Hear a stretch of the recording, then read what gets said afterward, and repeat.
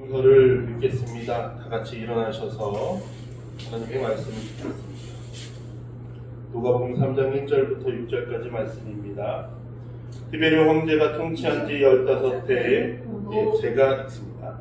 곧 본디오 빌라도가 유대의 총독으로, 헤롯이 갈릴리 분봉왕으로, 그의 동생 빌립이 이두레와 드라고니 지방의 분봉왕으로, 루사니아가 아빌레네의 분봉왕으로, 안나스와 가야바가 대제사장으로 있을 때에 하나님의 말씀이 빈들에서 사가랴의 아들 요한에게 임한지라.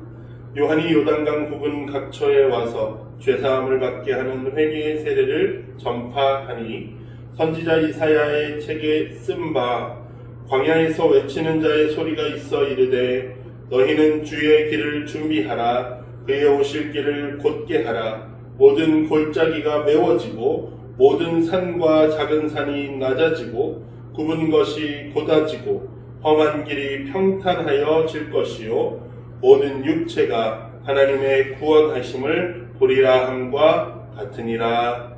이 모든 말씀은 하나님의 말씀입니다. 하나님 감사합니다. 아멘. 자리에 앉아주십시오. 오늘 나누실 말씀은 우리를 사랑하시니라는 말씀입니다.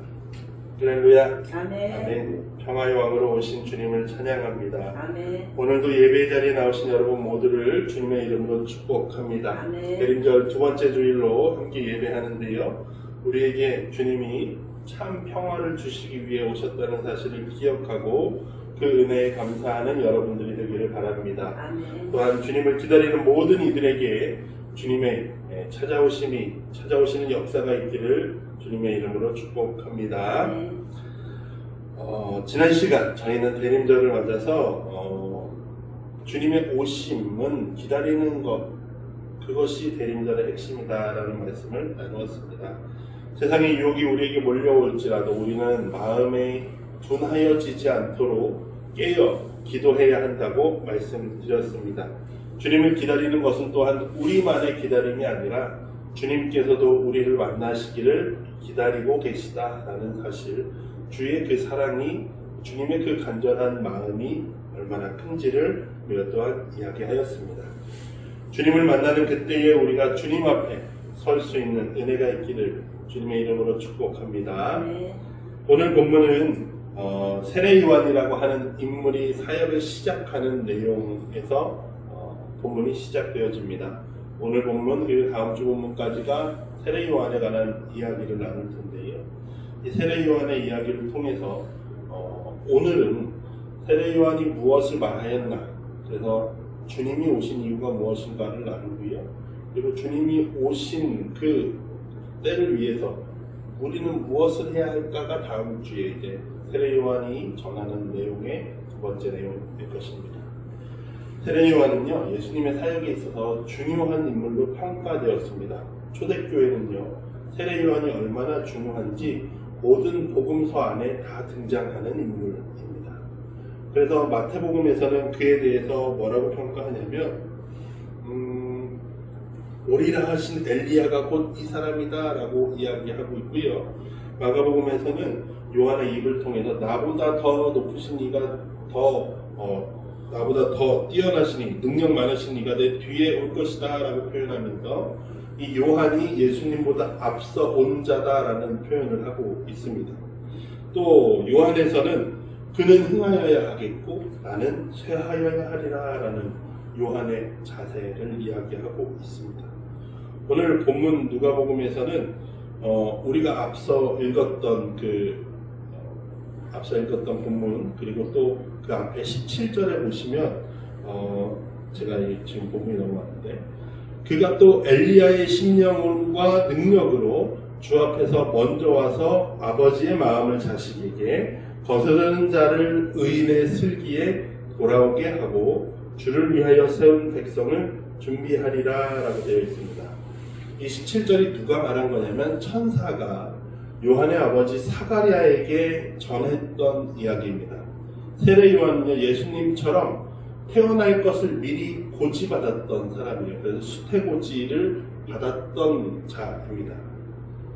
예수님의 탄생은 어머니 마리아에게 고지되었는데 이 요한의 탄생은 아버지 제사장이었던 사가랴가 제사를 드리러 성전에 들어갔을 때 천사를 만남으로써 알게 됩니다.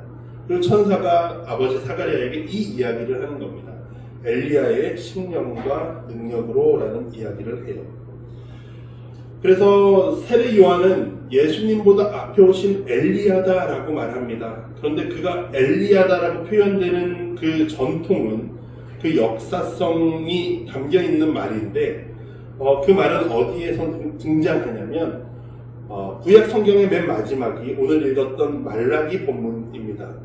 말라기 선지자 이후로 하나님께서 선지자를 이스라엘 백성들에게 보내지 않으십니다. 그런데 다시금 등장한 선지자가 누구냐면 세례 요한이에요. 그래서 구약은 세례 요한까지다라고 말씀하시는데 이 세례 요한이 마지막 선지자이자 주님의 앞에 오는 선지자라고 표현되는데 말하고 있는데 그 내용을 말라기서에서는 뭐라고 이야기하냐면 4장 5절에 보라 여호와의 크고 두려운 날이 이르기 전에 내가 선지자 엘리야를 너희한테 보낼 거야 라고 하나님이 마지막 예언으로 하셨던 말씀이에요. 그러니 사람들은 메시아가 오시기 전에 누가 올 거다라고 알고 있는 겁니까? 엘리야가 올 거다라고 사람들은 생각하고 있었어요. 유대인들의 생각 안에는요.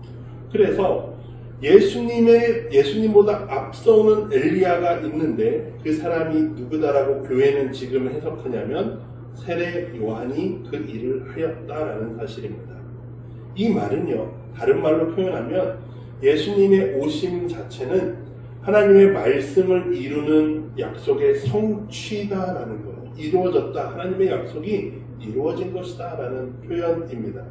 그래서 오늘 본문의 엘리야, 즉 세례 요한은 늘 이 하나님의 예언 가운데에서 엘리야로서 성취하시고 또 예수 그리스도가 주님으로서 우리의 메시아로서 성취하신다라는 이미지 안에 서 있습니다. 그래서 초대교회는 그 교회의 전통은 세례 요한을 아주 중요하게 보고 있습니다. 세례 요한의 사명을 표현하는 게 앞서 읽었던 17절의 내용과 같아요. 엘리야의 심령과 능력으로 주님보다 먼저 와서 아버지의 마음을 자식에게 알게 한다는 사실, 그리고 사람들을 돌아오게 해서 뭐 하는 자라고요? 준비하는 자다라고 하나님이 분명히 말씀하셨어요. 교회는 그래서 요한을 예수님의 길을 준비하는 자다라고 보았고요. 오늘 본문 가운데에서 세례 요한이 그러면 어떤 일을 했는가를 통해서 우리는 주님이 하셨던 주님의 오심에 대해서 우리는 생각해 볼 수 있습니다. 오늘 본문에서 세례 요한이 빈들에 있을 때에 하나님의 말씀이 세례 요한에게 임했다라고 말씀하십니다. 빈들이라는 것은 사람들이 살지 않는 광야를 이야기합니다. 사막과 같은 곳, 이스라엘 백성들에게 광야라는 그 이미지는 출애굽 이후에 하나님과 함께 동행하였던 광야를 생각나게 하는 그 이미지입니다. 그곳에 누가 있습니까? 세례 요한이 가서 하나님과 함께 거할 때 그에게 하나님의 말씀이 임했다라는 거예요. 너는 이제 가서 전할 때다라는 겁니다. 왜요? 누가 오시니까요? 예수님이 우리의 구원자가 오시기 때문입니다. 세례 요한이 세례 요한이 와서 선포했던 메시지는 오늘 우리가 읽었던 이 메시지와 관련이 있습니다. 만군의 여호와가 이르노라 내가 내 사자를 보내겠다. 그가 내 앞에서 길을 준비할 것이다 라는 거예요. 즉 세례 요한이 등장했다라는 것, 사람들 앞에 나타났다라는 것은 이제 누가 오신다라는 거예요? 기다렸던 주님이 오신다라는 사실입니다. 즉 세례 요한은 자신의 존재 자체로서 하나님의 말씀을 전하는 것이에요. 뭐라고요? 주님이 오신다라는 사실입니다.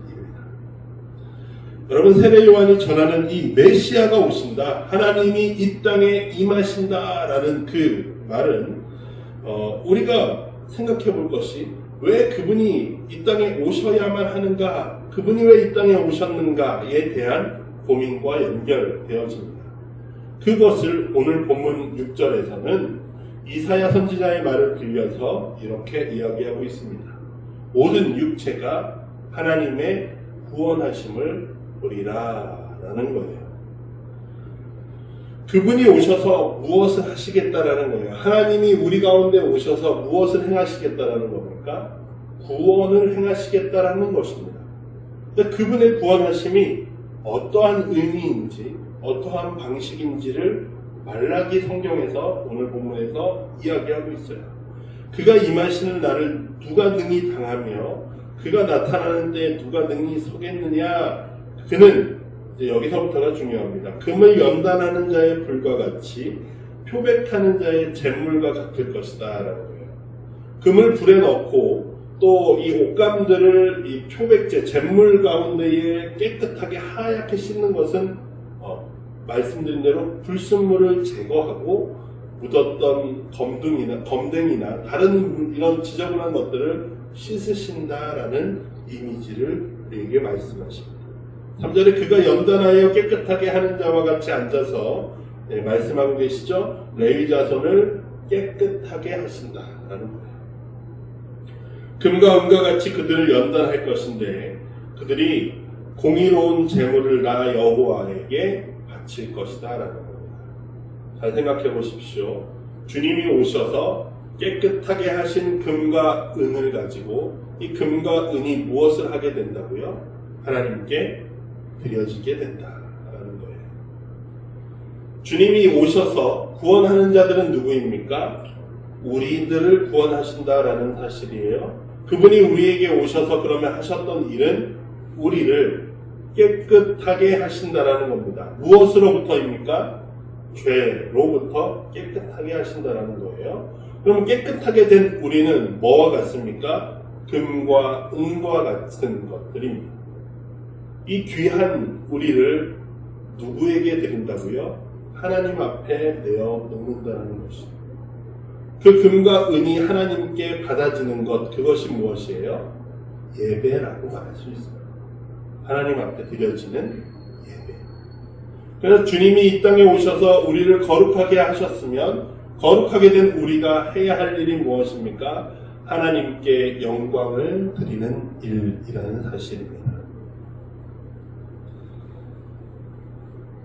예수님께서 이 땅에 오신 것은 끊어졌다라고 생각했던 당시의 사람들이, 선지자가 더 이상 하나님의 말씀이 전해지지 않잖아요. 선지자가 없으니까 끊어졌다고 생각했던 그 구원의 역사가 온전히 시작되어지는구나, 이제 드디어 주님이 오시는구나 라고 하는 그 말씀, 앞서 말씀드렸던 대로 우리를 구원하시겠다라고 하셨던 하나님의 약속이 드디어 성취되는구나 라고 우리는 알 수 있습니다.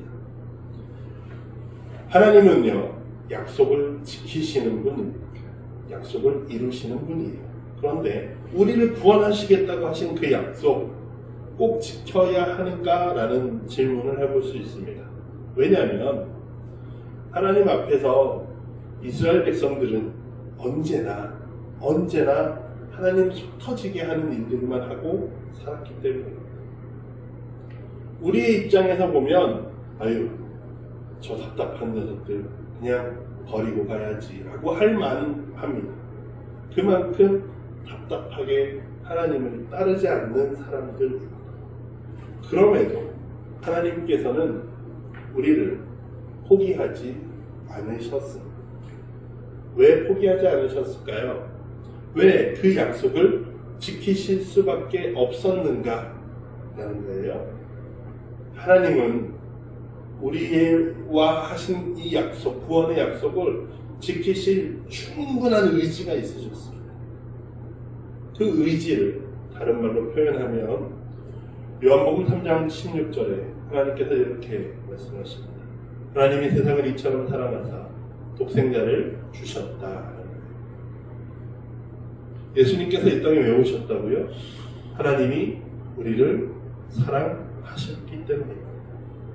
이는 그를 믿는 자마다 멸망하지 않고 영생을 얻게 하려 하십니다. 하나님이 그 아들을 세상에 보내신 것은 세상을 심판하시고 싶으셔서요? 아니요. 그로 말미암아 세상이 구원을 받게 하려 하십니다라는 사실입니다. 오늘 대림절 두 번째 주일에서 우리가 꼭 생각해 보아야 할 것은 예수 그리스도가 2000년 전에 우리에게 오신 그 일은 무엇을 위한 일이에요? 하나님의 사랑이 우리 가운데 펼쳐지고 그 사랑으로 인해서 우리가 구원되기 위하여 구원받기 위한 일이었다라는 사실입니다. 하나님의 사랑이 이 땅 가운데 임하시고 하나님의 사랑이 우리 가운데 임했다라는 사실입니다. 성부께서는 우리를 사랑하시기에 독생자를 이 땅에 보내시고 성자는 하나님의 심에도 불구하고 사랑하기 때문에 우리와 같이 동일한 한계를 가진 육신으로 성육신하셨습니다. 성령께서는 그 일에 대해서 지금까지도 우리에게 계속해서 말씀하고 계시다라는 사실입니다.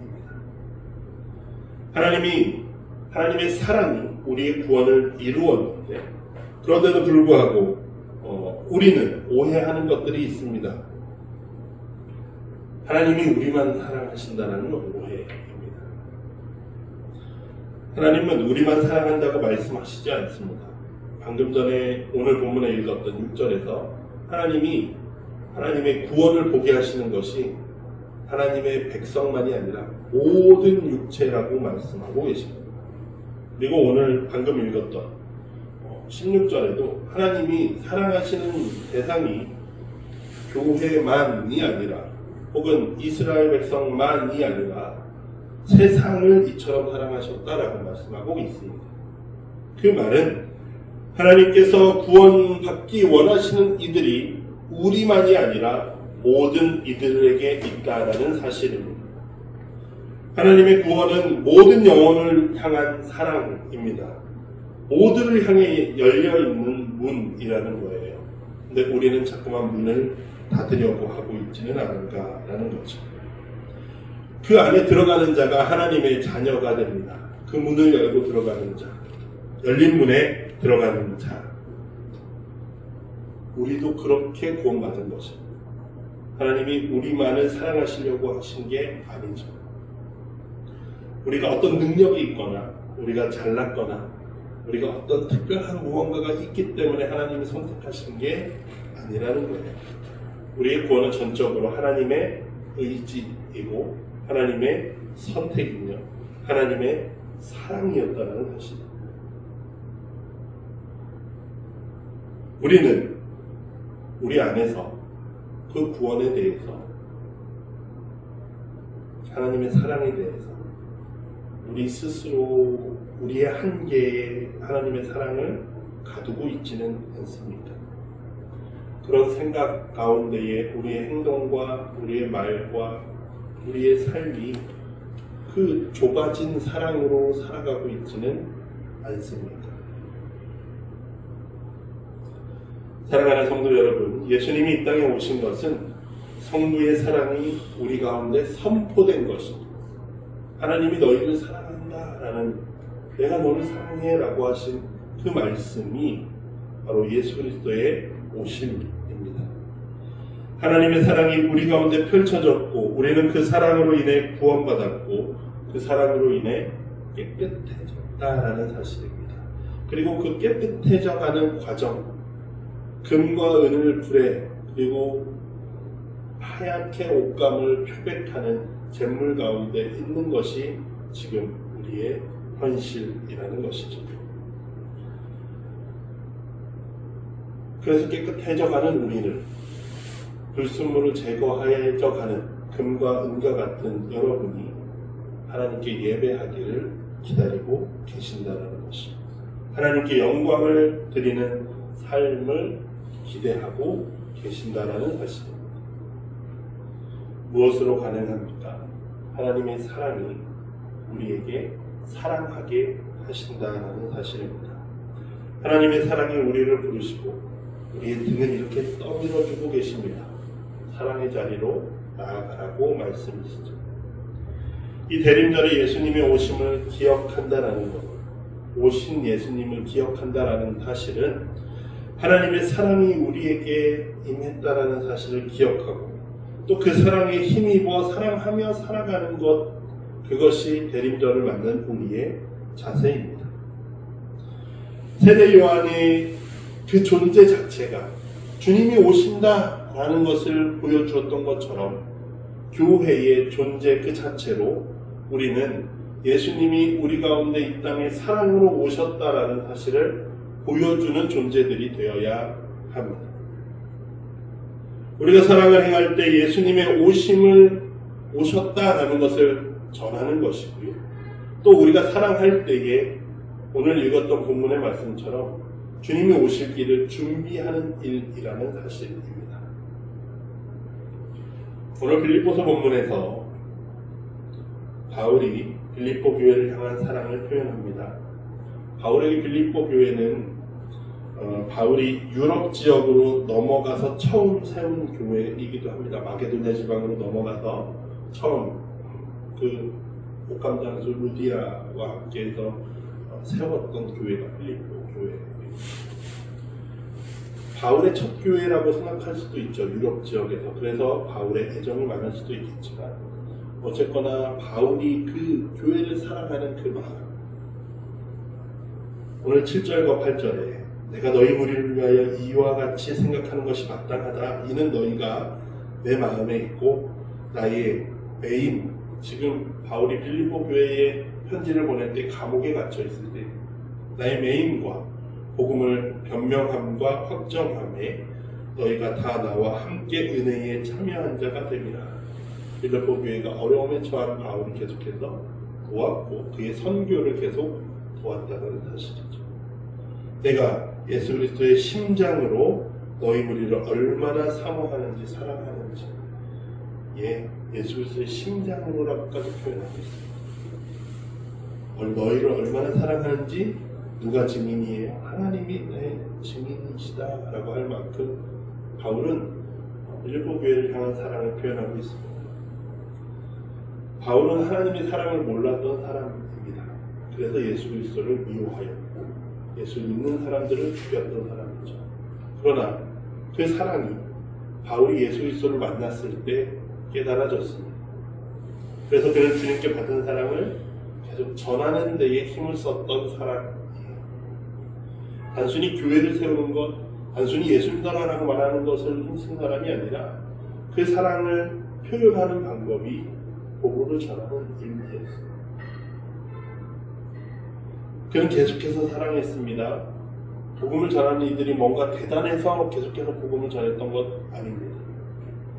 이 빌립보 교회 같은 교회를 계속해서 사랑하는 것이 그들이 대단한 사람들이고 잘난 사람들이기 때문에 사랑한 것이 아닙니다. 바울은 자신이 받은 사랑으로 사랑했던 것뿐이고 바울은 자신이 살아가는 삶을 통해서 예수 그리스도께서 우리에게 오셨고 또한 그분이 오실 길을 준비한다라는 마음으로 살아갔다라는 사실입니다. 바울은 사랑했다라는 거예요. 우리도 사랑하는 데에 이르러야 합니다. 요한이 그래야 했던 것처럼, 세례 요한이 그래야 했던 것처럼, 또 바울이, 또 교회가 그렇게 살았던 것처럼 우리들도 그렇게 살아가야 합니다. 그것이 우리에게 맡겨진 주님이 오실 길을 준비하라라고 하는, 그 길을 곧게 하라라고 하는 방법입니다. 사랑하는 성도 여러분, 주의를 둘러보십시오. 그리고 사랑을 전하는 여러분들이 되길 바랍니다. 그것이 대림절 두 번째 주일 평화로 오신 주님을 기억하는, 또 그 평화를 나누는 일이 될 것입니다. 그 무엇도 우리를 그 사랑에서 끊을 수 없으니 한 주간도 주님의 말씀으로 힘을 얻어 살아가는 여러분 되기를 바랍니다. 우리 주어진 말씀을 가지고 다짐의 기도를 함께 하겠습니다. 주님, 우리에게 사랑으로 오신 주님, 우리가 그 사랑을 기억하고 또한 주님의 그 사랑을 전함으로써 다시 오실 주님의 길을 준비하는 우리가 되게 해달라고 우리 함께 기도합니다. 하나님 감사합니다. 오늘도 우리에게 주님의 마음을 알게 하시니 감사합니다. 아멘. 주님께서 우리를 위하여 이 땅에 사랑으로 오셨고 그 사랑이 우리를 구원하였고 또한 우리도 그 사랑을 행해야 함을, 나누어야 함을, 전해야 함을 우리로 알게 하시니 감사합니다. 주님, 우리가 이 대림절을 맞아 주님의 오심의 의미를 분명히 기억하고 또한 주님이 오실 그 길을 준비하는 우리가 되게 하소서. 우리가 매일매일을 살아갈 때 우리의 뜻과 우리의 욕심이 아니라 주님의 뜻을 바라보고 주님을 따라 살아가는 우리 되게 하여 주시옵소서. 아멘. 감사드리며 예수님의 이름으로 기도드립니다. 아멘.